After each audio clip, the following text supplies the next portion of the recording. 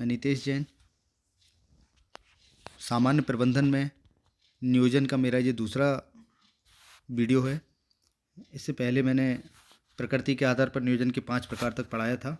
इसके आगे हम देखते हैं नियोजन के मूलतः प्रकार। तो प्रकार क्या होते हैं? नियोजन को मूलतः ये 4 भागों में बांटा है प्रकारों में मैंने। जैसे समय के आधार पर अगर मैं देखता हूँ तो अल्पकालीन योजना और दीर्घकालीन योजना। प्रबंध के स्तर के आधार पर देखते हैं तो उच्च स्तरीय योजना, मध्य स्तरीय योजना और निम्न स्तरीय योजना। आंतरिक एवं बाहरी योजनाएं। नियोजन के उपयोग के आधार पर देखते हैं तो स्थायी योजनाएं और एकल उपयोग योजनाएं। इसमें कुछ इनका डिस्क्रिप्शन देख लेते हैं। जैसे मैं नंबर 1, दीर्घकालीन नियोजन। जो नियोजन एक लंबी अवधि के लिए किया जाए उसे दीर्घकालीन नियोजन कहते हैं। दीर्घकालीन नियोजन दीर्घकालीन उद्देश्यों की पूर्ति के लिए किया जाता है। लंबे समय के उद्देश्यों के लिए जो योजना की बनाई जाती है उसे दीर्घकालीन नियोजन कहते हैं। जैसे पूंजीगत संपत्तियों की व्यवस्था करना, कुशल कार्मिकों की व्यवस्था करना, नवीन पूंजीगत योजनाओं को कार्यान्वित करना, स्वस्थ प्रतिस्पर्धा बनाए रखना इत्यादि। नेक्स्ट हम देखें तो अल्पकालीन नियोजन। यह नियोजन अल्प अवधि के लिए किया जाता है। इसमें तत्कालीन आवश्यकताओं की पूर्ति पर अधिक बल दिया जाता है। यह दैनिक, साप्ताहिक, पाक्षिक, तिमाही, छमाही या वार्षिक हो सकते हैं। नेक्स्ट हम देखते हैं भौतिक नियोजन। यह नियोजन किसी उद्देश्य के भौतिक संसाधनों की संबंधित होता है। इसमें उपक्रम के लिए भवन, उपकरणों आदि की व्यवस्था की जाती है। कोई भी भौतिक संसाधन जो होते हैं उनकी व्यवस्था संबंधित भौतिक नियोजन कहलाता है।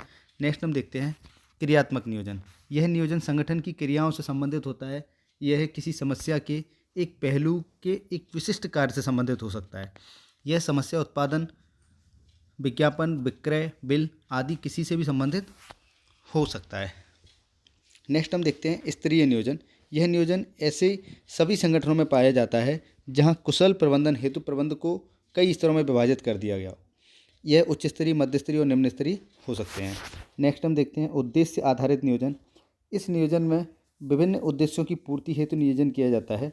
जैसे सुधार योजनाओं का नियोजन, नवाचार योजना का नियोजन, विक्रय संवर्धन नियोजन इत्यादि। कुछ उद्देश्य को लेकर किया जाता है। नेक्स्ट हम देखते हैं नियोजन के उद्देश्य क्या हैं। तो नियोजन किया क्यों जाता है, अगर हम सीधा सीधा इसको समझें तो उसके उद्देश्य ये होते हैं कि हम जो भी संगठन में प्रतिक्रिया कर रहे हैं, जो भी कार्य कर रहे हैं, जो भी लक्ष्य हमारा प्रबंधन का था उसे पूरा करने के लिए पहले हम क्या करते हैं, योजना बनाते हैं उसके लिए। यही हमारा उद्देश्य है कि हमारा जो संगठन का लक्ष्य है वो पूर्ण हो सके। मिनिमम इन्वेस्टमेंट यानी कि मैक्सिमम आउटपुट जो मैं बोलता हूँ। इसमें देखते हैं नियोजन के उद्देश्यों में, नियोजन कार्य विशेष के निष्पादन के लिए भावी आवश्यक रूपरेखा बनाकर उसे एक निर्दिष्ट दिशा प्रदान करना है। बिल्कुल भविष्य के लिए कुछ रूपरेखा बनाकर उसको कैसे किया जाना है। नियोजन के माध्यम से संगठन से संबंधित व्यक्तियों, आंतरिक एवं बाह्य, को संगठन के लक्ष्यों एवं उन्हें प्राप्त करने की विधियों के संबंध में जानकारी प्राप्त होती है। उन्हें पता रहता है कि हमें लक्ष्य हमारा क्या है, उसे कैसे प्राप्त किया जाएगा। नियोजन संगठन की विविध क्रियाओं में एकात्मकता लाता है, जो नीतियाँ के क्रियान्वयन के लिए आवश्यक होता है। ये सब जो भी संगठन की विविध क्रियाएं होती हैं उसमें एकात्मकता लाता है, एक रूपता लाता है। नेक्स्ट हम देखते हैं नियोजन उपलब्ध विकल्पों में से सर्वश्रेष्ठ विकल्प का चयन है। जैसे हमारे सामने बहुत सारे विकल्प होंगे तो उनमें से सबसे अच्छा जो विकल्प होगा उसका चयन करना योजना कहलाता है, जिसके परिणाम स्वरूप क्रियाओं के अपव्यय के स्थान पर मितव्ययता आती है, यानी कि कम इन्वेस्टमेंट होता है। भावी पूर्वानुमान के आधार पर ही वर्तमान की योजनाएं बनाई जाती हैं। पूर्वानुमान को नियोजन का सार तत्व कहते हैं। पहले से हम एक अनुमान लगाते हैं कि भविष्य में हमारे साथ ऐसा होगा, फिर हम इसके बाद इस स्टेप पर बढ़ेंगे, इसका सार तत्व कहते हैं। नियोजन का उद्देश्य संस्था के भौतिक एवं मानवीय संसाधनों में समन्वय स्थापित कर मानवीय संसाधनों द्वारा संस्था के समस्त संसाधनों को सामूहिक हितों की ओर निर्देशित करता है। नियोजन में भविष्य की कल्पना की जाती है, परिणामों का पूर्वानुमान लगाया जाता है एवं संस्था की जोखिमों एवं संभावनाओं को जांचा परखा जाता है। ये भी हम ध्यान रखते हैं कि क्या क्या संभावनाएं हो सकती हैं, क्या जोखिम आएंगे, इन सारी संभावनाओं को भी ध्यान रखा जाता है। नियोजन के परिणाम स्वरूप संगठन में एक ऐसे वातावरण का सृजन होता है जो स्वस्थ प्रतिस्पर्धा को प्रोत्साहित करता है। ऐसा वातावरण बन जाता है वहाँ पे जिससे जो कंपटीशन होगा वो स्वस्थ होगा।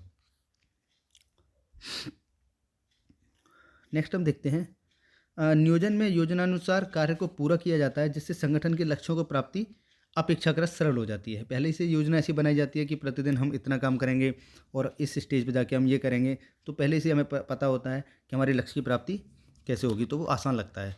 नियोजन संगठन में स्वस्थ वातावरण का सृजन करता है, जिसके परिणाम स्वरूप स्वस्थ मोर्चाबंदी भी प्रोत्साहन मिलता है। यानी कि यहाँ पे विवादास्पद स्थिति नहीं होगी, वातावरण स्वस्थ हो गया है तो आराम से काम आसान हो जाएंगे। नियोजन समग्र रूप से संगठन के लक्ष्यों, नीतियों, उद्देश्यों, कार्यविधियों, कार्यक्रमों आदि में समन्वय स्थापित करता है। नेक्स्ट हम देखते हैं नियोजन की कुछ विशेषताएं। जैसे नंबर 1 देखें, नियोजन प्रबंध का प्राथमिक कार्य है। बिल्कुल, प्रबंध जब भी होता है, प्रबंधन जब भी हम करते हैं तो सबसे पहले जो करते हैं वो प्लानिंग करते हैं, तो वह उसका प्राथमिक कार्य है। क्योंकि नियोजन प्रबंध के अन्य सभी कार्यों जैसे स्टाफिंग, संदेश वाहन, अभिप्रेरण आदि के पहले किया जाता है। नियोजन का सार तत्व पूर्वानुमान है। बिल्कुल, नियोजन का सार क्या है कि अपन का पूर्वानुमान लगाना कि तो कैसे भविष्य में काम होगा। नियोजन में एकता पाई जाती है, अर्थात एक समय में किसी एक कार्य विशेष से संबंध में एक ही योजना कार्यान्वित की जा सकती है। प्रबंध के प्रत्येक स्तर पर नियोजन पाया जाता है। बिल्कुल, नियोजन उपलब्ध विकल्पों में से सबसेट विकल्प का चयन है। नियोजन एक सतत और लोचपूर्ण प्रक्रिया है। लोचपूर्ण इसलिए बोला जा रहा है क्योंकि इसमें कभी भी प्लानिंग जैसे हमने कर ली और उसमें कभी संशोधन की आवश्यकता पड़ी, जैसे अगर हम किसी राह से जा रहे हैं और उस रास्ते पर कभी वो रास्ता बंद मिलता है तो हमें रास्ता बदलना पड़ेगा, तो यानी कि लोचपूर्ण होगा तभी तो हम बदल पाएंगे, तो संशोधन आसानी से किया जा सकता है। नियोजन एक मार्गदर्शक का कार्य करती है। बिल्कुल, हमें राह दिखाती है कि किस दिशा पे हमें जाना है। नियोजन में प्रत्येक क्रियाओं में पारस्परिक निर्भरता पाई जाती है। एक स्टेप से दूसरे स्टेप पे जब जाते हैं तो पिछले स्टेप से कनेक्टेड रहता है, जुड़ा रहता है, निर्भरता पाई जाती है। नियोजन में संगठनात्मकता का तत्व पाया जाता है। बिल्कुल, नियोजन किसी भी संगठन पर ही काम करता है। निर्णयन नियोजन का अभिन्न अंग है। जब हम प्लानिंग करते हैं तो उसमें जो डिसीजन लेते हैं वो निर्णयन कहलाता है, तो बिल्कुल इसका अभिन्न अंग के रूप में गिना जाता है इसको। नियोजन भावी तथ्यों एवं आंकड़ों पर आधारित होता है। यह इन क्रियाओं का विश्लेषण एवं वर्गीकरण करता है। इसके साथ ही यह इन क्रियाओं का क्रम निर्धारण करता है। नियोजन लक्ष्यों, नीतियों, नियमों व प्रविधियों को निश्चित करता है। नियोजन प्रबंधकों की कार्यकुशलता पर का आधार है। नेक्स्ट हम देखते हैं नियोजन के महत्व। नियोजन के 6 महत्व हम यहाँ पे लिखे हुए हैं। जैसे नंबर 1 प्रबंध के कार्यों का आधार, नंबर 2 भावी अनिश्चितता को दूर करने के लिए, नंबर 3 उतावले निर्णयों से बचने के लिए, नंबर 4 साधनों का सदुपयोग करने के लिए, नंबर 5 लागत व्यय में कमी के लिए, नंबर 6 शैक्षणिक संस्थान के लिए महत्व है। जैसे अगर नंबर एक एक करके डिस्क्राइब करें तो प्रबंध के कार्यों का आधार है। प्रबंध के अंतर्गत आने अनेक कार्य किए जाते हैं, जैसे संगठन, निर्णय, नियंत्रण, समन्वय, अभिप्रेरण आदि। इन सभी कार्यों को कैसे पूरा करना है, इस हित एक योजना बनाई जाती है। इसके साथ विभिन्न नीतियों कार्यविधियों को कैसे लागू किया जाए ताकि लक्ष्य को प्राप्त किया जा सके, इस हेतु एक योजना अवश्य बना ली जाती है। इस प्रकार प्रबंध के अन्य कार्यों का नियोजन आधार है। भावी अनिश्चितता को दूर करने के लिए, जैसे भविष्य में क्या क्या परेशानियां आएंगी उसको हम पहले से ही प्लान करके रखते हैं ताकि उन अनिश्चितताओं से बचा जा सके। इतना ही नहीं, विभिन्न प्राकृतिक और अन्य कारकों से भविष्य में अनेक परिवर्तन होते रहते हैं। इन परिवर्तनों का सम्मान करने के लिए भी नियोजन बनाना अच्छा होता है। इसीलिए यहाँ पे बोला जाता है लचीलापन इसमें होना चाहिए कि कभी कोई दिक्कत भी आए तो उसको तुरंत और संशोधन भी किया जा सके। उतावले निर्णयों से बचने के लिए अगर हम पहले से प्लानिंग करके रखेंगे कि भविष्य में किस तरह के निर्णय लेने हैं तो हम अचानक से कोई डिसीजन नहीं लेंगे। उतावलापन में जल्दी में डिसीजन नहीं लेंगे। जल्दी में डिसीजन हमेशा गलत होने के चांसेस होते हैं। नेक्स्ट आता है साधनों का सदुपयोग। साधनों का सदुपयोग से आशय है कि जो भी हमारे पास संसाधन हैं, जो भी साधन हैं, उनका हम कैसे ज़्यादा से ज़्यादा प्रयोग करके मैक्सिमम प्रॉफिट प्राप्त कर सकें। नेक्स्ट है लागत व्यय में कमी। नियोजन जब भी करा जाएगा तो वहाँ पे हम कोशिश करते हैं कि कम से कम इन्वेस्टमेंट हमारा हो और मैक्सिमम हम प्रॉफिट कमा सकें, तो लागत में कमी पर हमेशा ध्यान दिया जाता है। नेक्स्ट हम देखते हैं शैक्षणिक संस्थान के लिए महत्व। कक्षा 12वीं के छात्रों को क्या शिक्षा देनी है या माध्यमिक शिक्षा मंडल के एक नियोजन है। इस योजना में सभी कक्षा के लिए पाठ्यक्रम निर्धारित किया जाता है। उस पाठ्यक्रम को एक शिक्षा शास्त्र में अध्ययन कार्य की योजना व्याख्याता के द्वारा तैयार की जाती है। परीक्षा का कार्य बिना योजना के संभव ही नहीं है। इस प्रकार स्कूल व्यवस्था, समय सारणी सब कुछ योजना ही है। कैसे शिक्षक किस कालखंड में, किस कक्षा में व किस कक्षा में अध्यापन कार्य करेगा, ये सब योजना के अंग हैं। अतः शैक्षणिक संस्थाओं के लिए भी योजना का विशेष महत्व है। नेक्स्ट हम देखते हैं नियोजन के सिद्धांत। ये बहुत महत्वपूर्ण है कि नियोजन के क्या क्या सिद्धांत हैं, किसने कैसे सिद्धांत दिया हुआ है, ये थोड़ा सा ध्यान से देखना पड़ेगा, यहाँ से क्वेश्चन डायरेक्ट बन जाते हैं। जैसे देखते हैं नियोजन करते समय हम विभिन्न तत्वों का ध्यान देना होता है। इसे ही विभिन्न सिद्धांतों का वर्गीकृत किया गया है। दूसरे शब्दों में नियोजन में सिद्धांतों पर ध्यान देना आवश्यक है।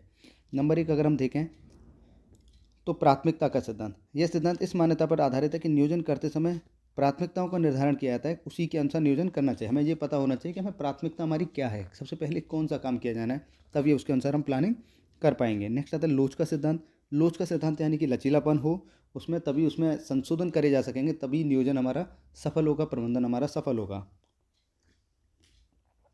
नेक्स्ट हम देखते हैं कार्यकुशलता का सिद्धांत। नियोजन करते वक्त कार्यकुशलता को ध्यान में रखना चाहिए। इसके तहत न्यूनतम प्रयत्नों एवं लागतों के आधार पर संगठन के लक्ष्यों को प्राप्त करने में सहयोग दिया जाता है।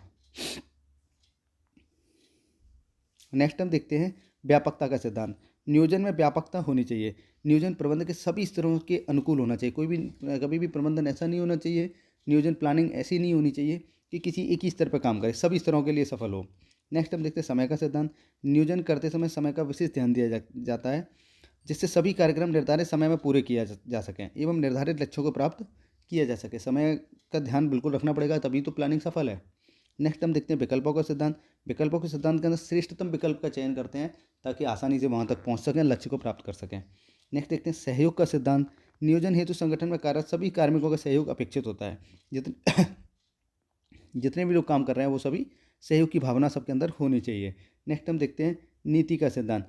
यह सिद्धांत इस बात पर बल देता है कि नियोजन को प्रभावी बनाने के लिए ठोस एवं सुपरिभाषित नीतियाँ बनाई जानी चाहिए, क्योंकि ठोस नीति अगर नहीं होगी तो फिर लोग उसको मानेंगे नहीं और उस तरीके से प्रभावी नहीं हो पाएगा। नेक्स्ट हम देखते हैं प्रतिस्पर्धात्मक मोर्चाबंदी का सिद्धांत। यह सिद्धांत इस बात पर बल देता है कि नियोजन करते समय प्रतिस्पर्धात्मक संगठनों की नियोजन तकनीकों, कार्यात्मक कार्यक्रमों, भावी योजनाओं आदि को ध्यान में रखकर ही नियोजन किया जाना चाहिए। कहीं ऐसा तो नहीं कि हम जो प्लानिंग कर रहे हैं वो हमारी तकनीक पर आधारित ना हो, अपडेटेड ना हो, हम बैकवर्ड में ही चल रहे हैं, लोग हमारे आगे निकलते जा रहे हैं, तो हम कंपटीशन में कहीं ना कहीं पिछड़ जाएंगे। तो प्रतिस्पर्धा का भी इसमें ध्यान रखना पड़ता है। नेक्स्ट हम देखते हैं निरंतरता का सिद्धांत। नियोजन एक गतिशील तथा निरंतर जारी रहने वाली प्रक्रिया है, इसलिए नियोजन करते समय इसकी निरंतरता को अवश्य ध्यान में रखना चाहिए। नेक्स्ट हम देखते हैं मूल्यांकन का सिद्धांत। नियोजन हेतु आवश्यक है कि समय समय पर योजनाओं का मूल्यांकन करते रहना चाहिए, जिससे आवश्यकता पड़ने पर उसमें आवश्यक दिशा परिवर्तन किए जा सकें। नेक्स्ट हम देखते हैं संप्रेषण का सिद्धांत। संप्रेषण यानी कि संचार, यानी कि अगर संचार अच्छा होगा तो प्लानिंग सफल होने के चांसेस ज़्यादा हो जाएंगे। प्रभावी संप्रेषण के माध्यम से ही प्रभावी नियोजन संभव है। नियोजन, उसके क्रियान्वयन, विचलन, सुधार आदि के संबंध में कर्मचारियों को समय समय पर जानकारी दी जा सकती है और सूचनाएं प्राप्त की जा सकती हैं। नेक्स्ट टॉपिक हम देखते हैं नियोजन के लाभ। तो नियोजन के लाभ तो यही है कि मिनिमम इन्वेस्टमेंट करना पड़ा, प्रॉफिट ज़्यादा हो गया, कम संसाधनों में ज़्यादा काम करके निकाल लिया। इस तरह के इसमें लाभ होते हैं। जैसे नंबर 1, उद्देश्यों पर ध्यान केंद्रित होता है, किफ़ायती संचालन सुनिश्चित करता है, अनिश्चितता को कम करता है, नियंत्रण की सुविधा होती है, नवाचार और रचनात्मकता को प्रोत्साहित करता है, प्रेरणा में सुधार करता है, प्रतिस्पर्धात्मक शक्ति बढ़ाता है, बेहतर समन्वय प्राप्त करता है। ये नियोजन के कुछ लाभ के रूप में देखते हैं। नेक्स्ट हम देखते हैं नियोजन की सीमाएं या इसकी हानियां क्या होती है। तो नियोजन दृढ़ता उत्पन्न करता है। परिवर्तनशील वातावरण में नियोजन प्रभावी नहीं रहता, क्योंकि ये एक तो दृढ़ निश्चय कर देता है कि हमें ये करना है, तो ये दिक्कत आती है कि फिर उसमें आगे जाके कभी फंस जाते हैं, प्रॉब्लम में आ सकते हैं। दूसरा है परिवर्तनशील वातावरण।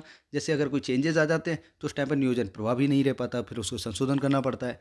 नियोजन रचनात्मकता को कम करता है, क्योंकि जब हम पहले ही प्लानिंग कर ली है और बीच में हमें कुछ अलग करने की इच्छा हो तो हम सोचते हैं नहीं, हमने तो ये प्लानिंग की थी तो हम उसी को करने की कोशिश करते हैं, तो रचनात्मकता हमारी कम हो जाती है। नियोजन में भारी लागत आती है।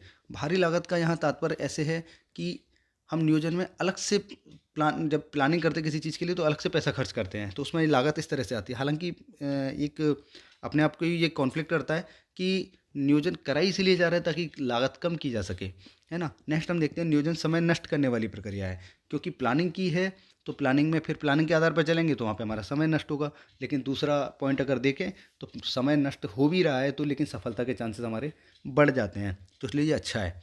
नियोजन सफलता का आश्वासन नहीं है, हाँ गारंटी तो नहीं है, लेकिन मैक्सिमम चांस ज़्यादा होते हैं, चांस बिल्कुल होते हैं, इसीलिए तो नियोजन को किया जाता है। ये हमारा नियोजन का पूरा टॉपिक यहाँ कंप्लीट होता है। मैं इसके बाद एक वीडियो नियोजन के संबंध में क्वेश्चन आंसर लेके आऊँगा। आशा करता हूँ आपको मेरा ये वीडियो समझ आ रहा होगा, पसंद आ रहा होगा। अगर वीडियो पसंद आ रहा है तो please like, share and subscribe जरूर करें। Thank you.